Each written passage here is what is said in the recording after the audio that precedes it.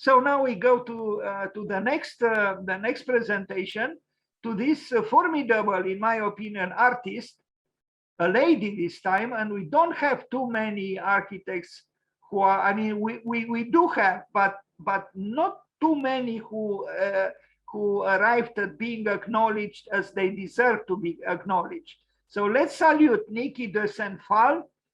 I have to read her name again because I myself sometimes have some problems to remember all these four names.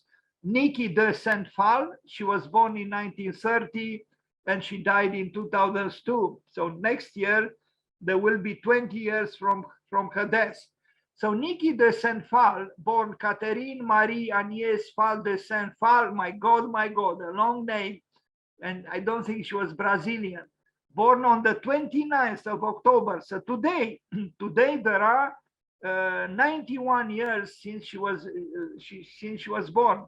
Was a French-American sculptor, painter, and filmmaker, widely noted as one of the few female monumental sculptors. Saint-Phalle was also known for her social commitment and work.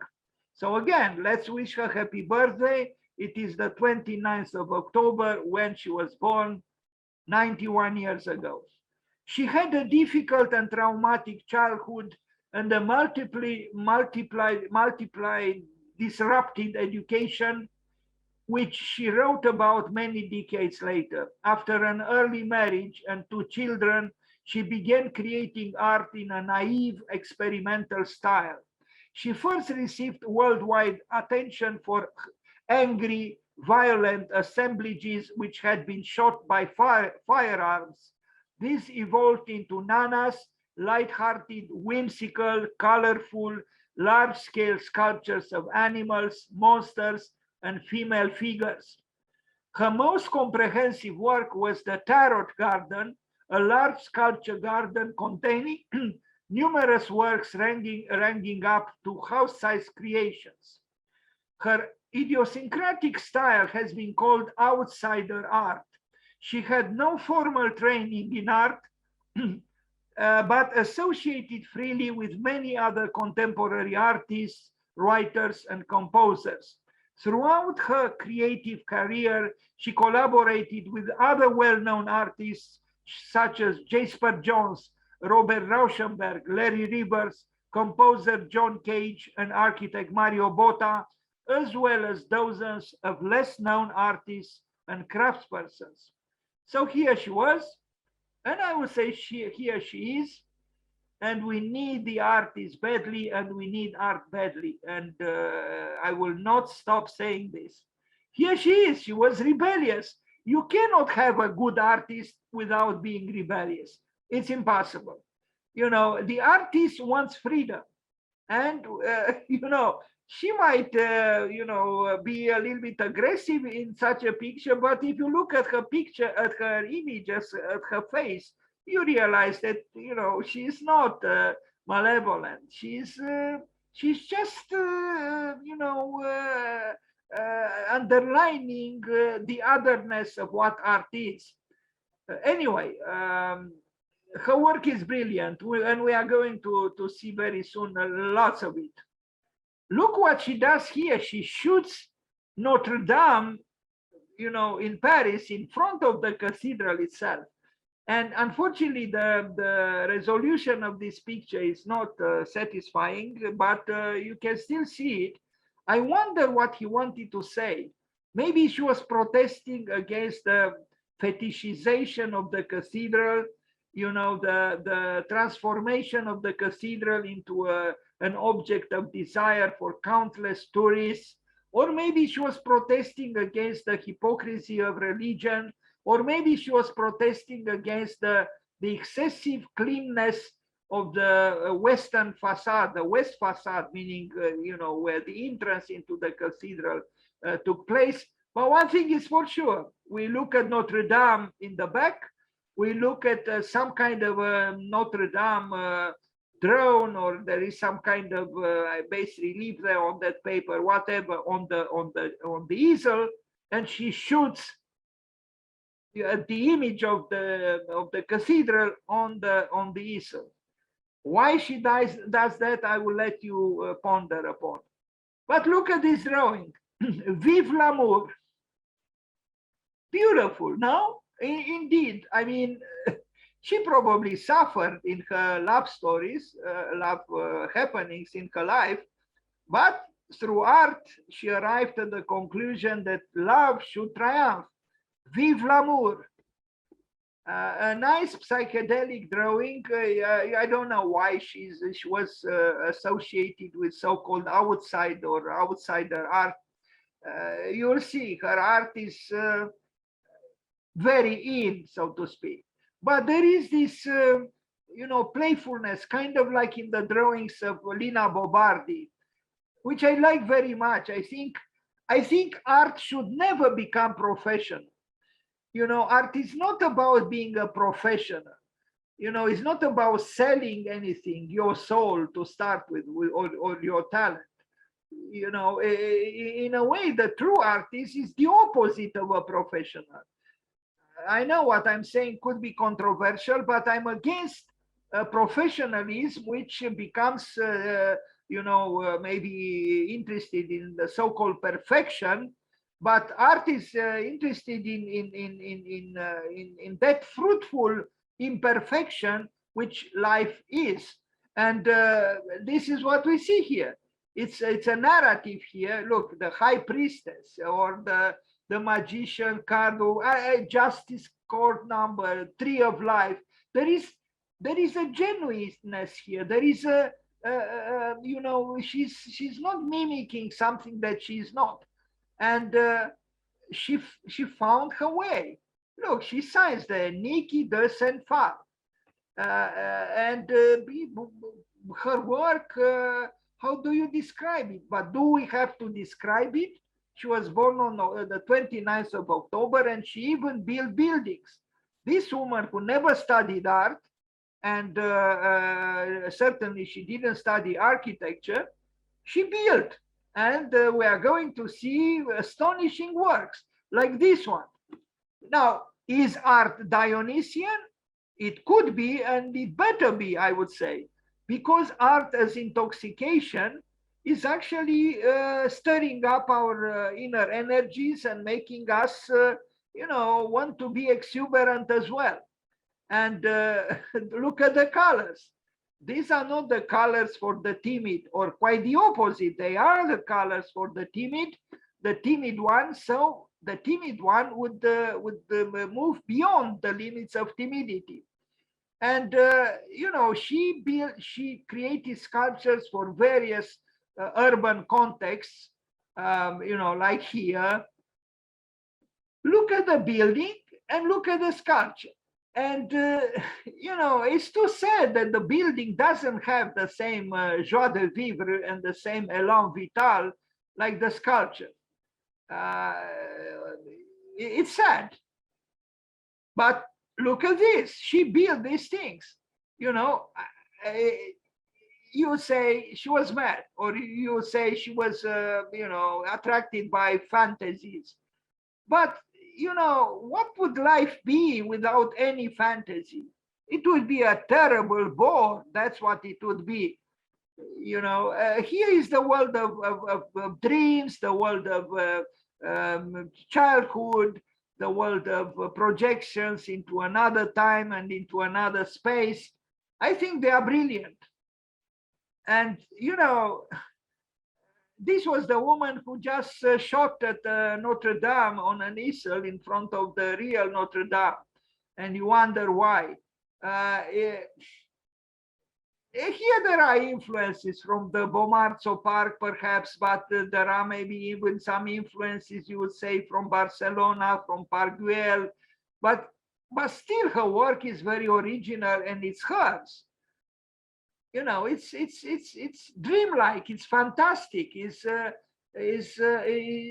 actually would love to see architects do such things. Put aside Ernest Neufert for a while, and look what's going on here. I mean, why not? just because we love boredom, this lady promoted life, the opposite of boredom. And look at the sculpture, you know. I think it's beautiful. It's deliciously alive. And like this, deliciously alive, yes. And when I read that she was a lady who suffered in her life and in her childhood, she transformed the suffering into joy. Yes, into joy, into, who knows, mythical animals, you know, maybe a little bit threatening, but also with something amusing about them. Now, the serpent's chair, it's a chair, but look at it, you know, it's a serpent's chair, as its name says, and I guess she likes serpents. You know, we are afraid. I'm afraid myself of serpents, and I probably have a problem.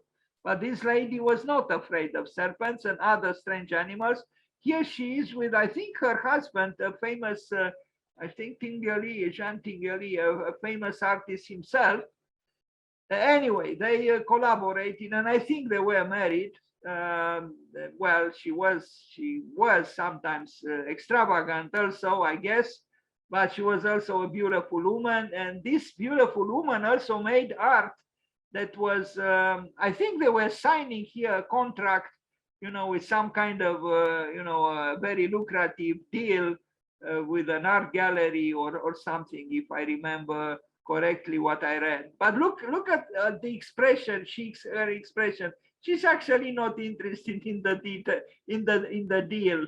This is my opinion. You know, she's rather distant, and good for her. Again, here she is working on a sculpture, and there is the man. I like this fact that she is doing the art and he is looking.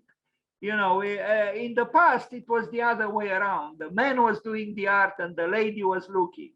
Now, although he was an artist too, and a good artist, again, dancing, you know, colors, you know, silhouettes, you know, various colors, enjoying themselves, strange animals in the park or otherwise. Here she is. Maybe she suffered, but she's now pointing the gun towards me and towards you. Why?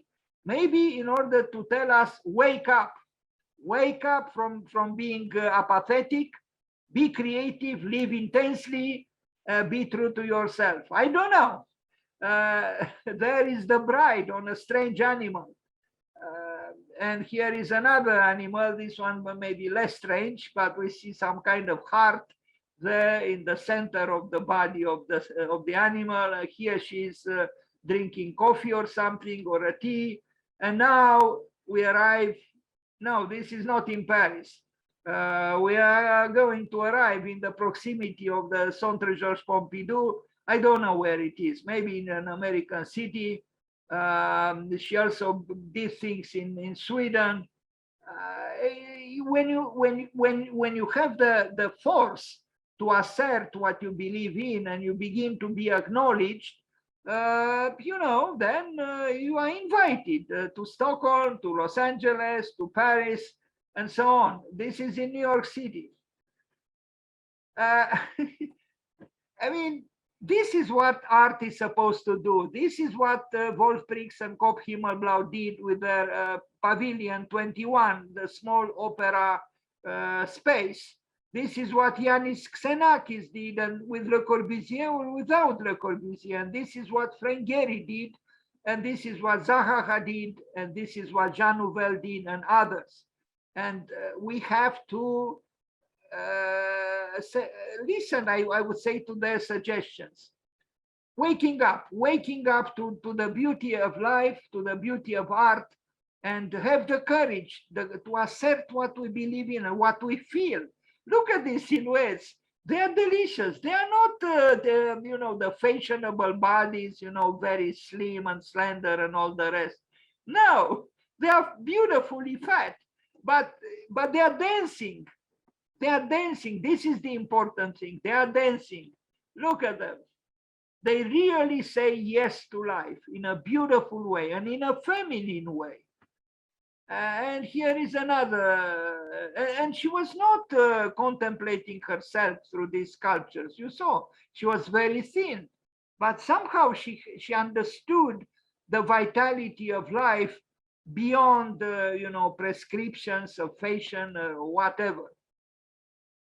A portrait, I don't know where this is. Anyway, yes, what would we do without art? And look here, she created all these buildings. They are buildings, actually, I love them, they are, yes, they are like in a dream. And I'm surprised and I'm happy that someone paid for them. This is a tower, with some strange thing at the top. They all have, and is this she crosses borders between various species, or you don't know what it is here. It's a sculpture, it's architecture, it's an installation, is, you don't know. But that's how life is, actually. It's between what we call reality and what we call fantasy. Very nice work.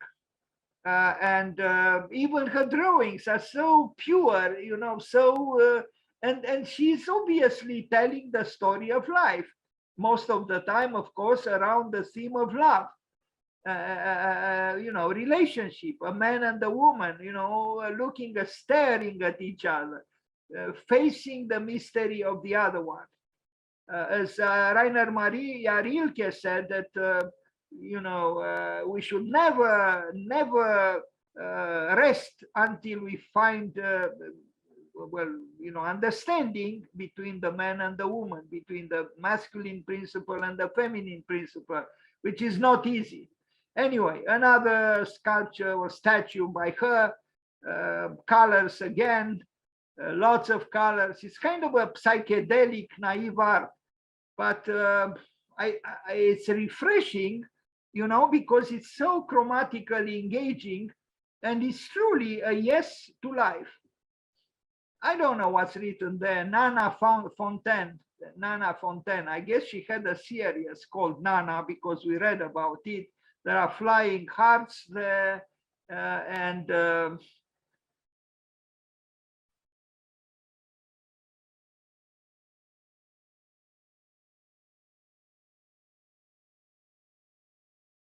but her art is not actually simple. It's even in these photographs with her pointing the gun or the rifle towards us, there is a subversive side to her art, and this should not be forgotten. Now in Paris, because the Stravinsky fountain, which is right close to Centre Georges Pompidou, where we saw that pavilion built by Yanis Xenakis. I love this. I saw it actually, and there is even the name, the Stravinsky fountain, especially is beautiful when the water is activated, and all these things you see here, Centre Georges Pompidou. And actually, the pavilion by Yanis Xenakis was to be somewhere here on the left. And these are her works. You see here the museum for Brâncuș, Constantin Brâncuș.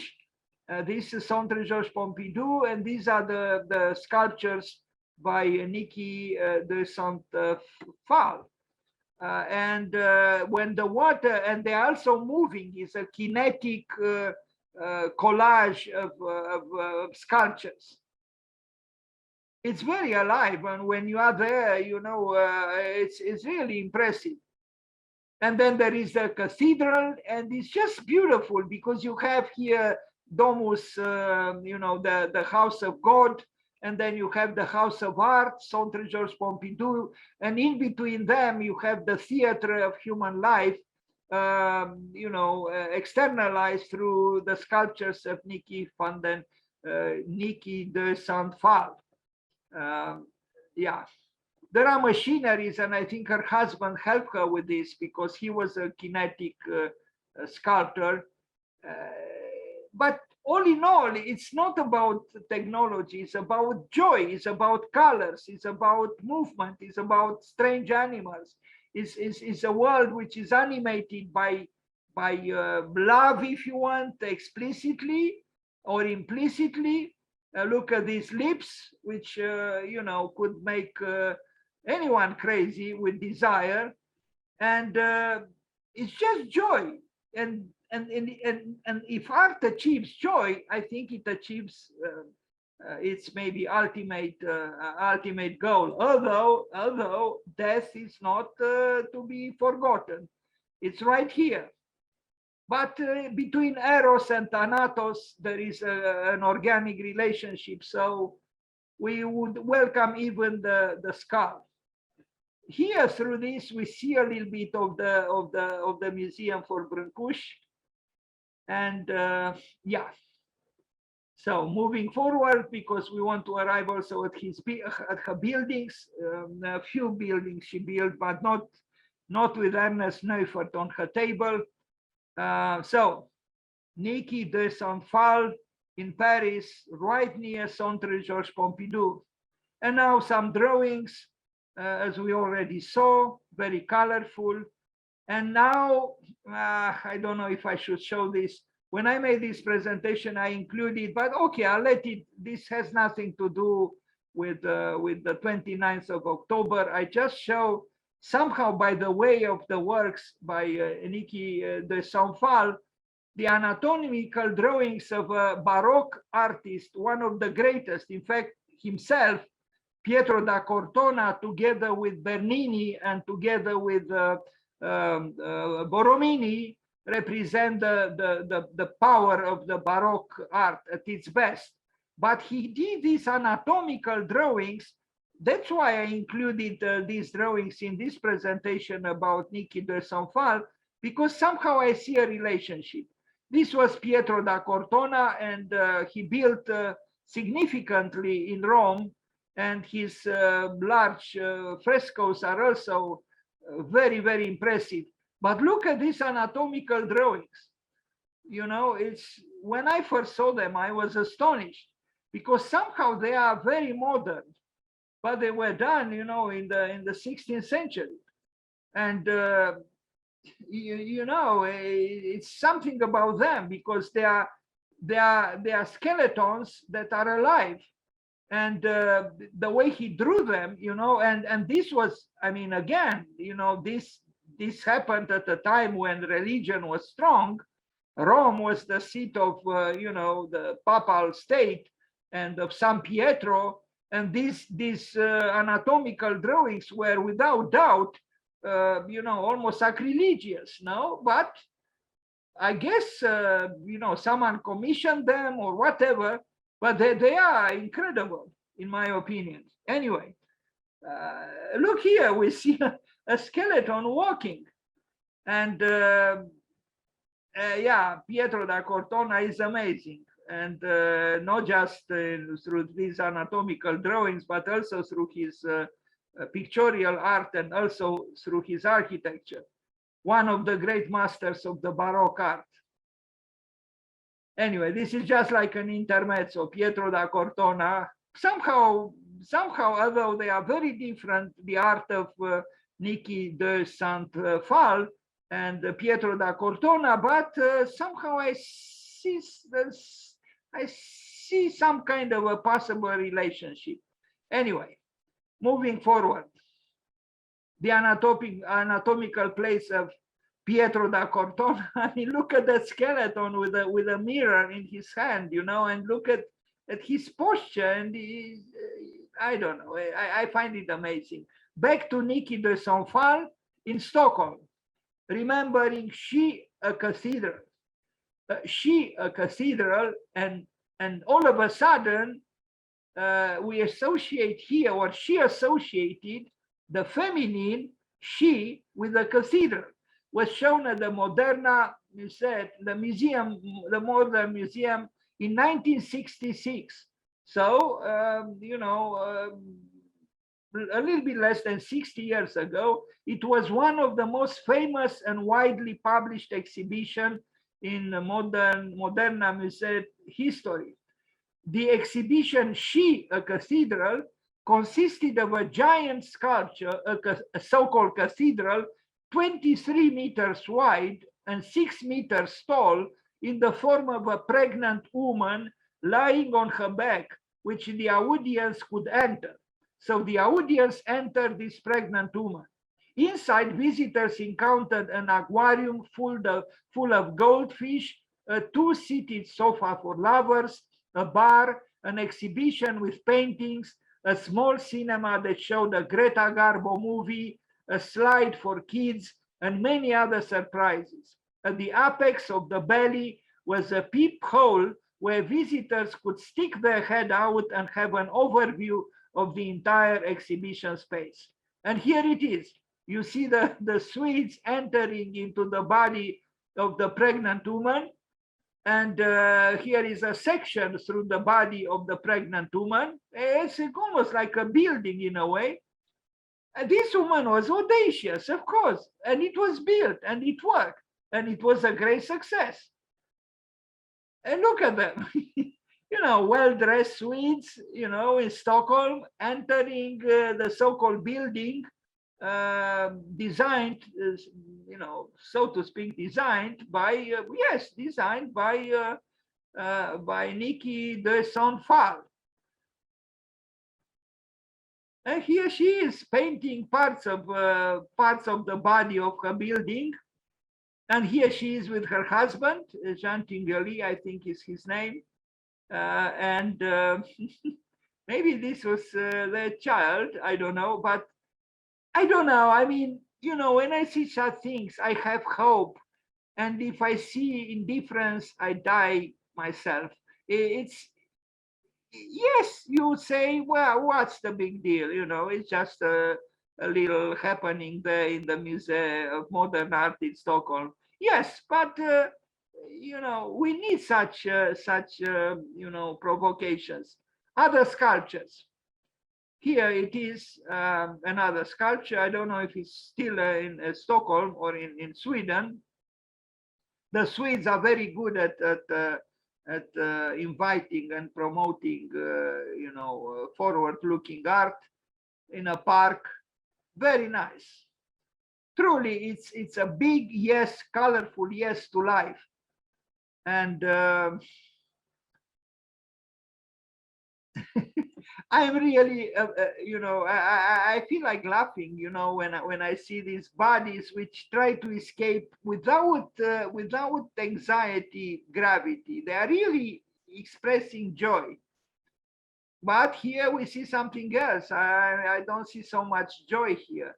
Actually, it's terror in a way. Yes, terror. And I think she knew something about terror too. We saw this one, Vive l'Amour. You see here there is a dance, but also there is this dark tool of destruction that penetrates the body of the dancing figure. So there are ominous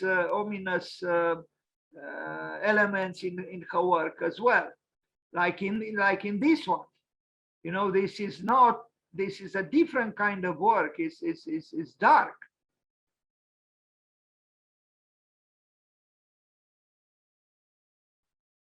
Niki and Jean Tinguely, yes, as I said, you can't catch it holding hands. It was a poster for AIDS. So I guess she was advocating holding hands. Now the Tarot Garden, here it is, with buildings that celebrate the magic of tarot, and through architecture, through an architecture which an architect usually would not even dream of, but she built it. And it's somewhere in between, if I am to refer to two possible references, somewhere between Gaudi and Hundertwasser. But she is herself. She is herself, all right. And, compare our white placid walls with what she did here. Can we compare? We can, but we better not. Anyway, it took an artist to do this. That's not her, but it doesn't matter. It's can you imagine? Each is one of a kind piece. I mean, every column is one of a kind. And this is what happens when you allow the artist to be free. You know, each column is different from the other, and they are not repeated anywhere else.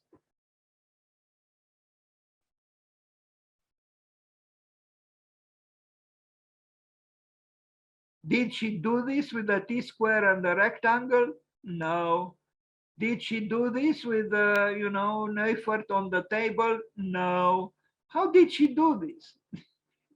Well, she did it in freedom and with a desire for expressing something that she wanted to express. Anyway, interesting lady, interesting artist. Look at this. You know, we go through a whole life, longer or shorter. We dedicate ourselves to the art of building, to architecture. But we don't even dream of building something like this. Maybe she didn't dream of it either. She arrived at architecture because it is architecture, you know, almost by accident, I guess. I don't know, but she did it. And she brought sculpture and mosaics and all kinds of things in the proximity of her strange architecture. Bravo to her. Here she is, maybe a little bit older. Here are some other figures that she envisioned, and that's it. And let's wish her happy birthday. Thank you for being here.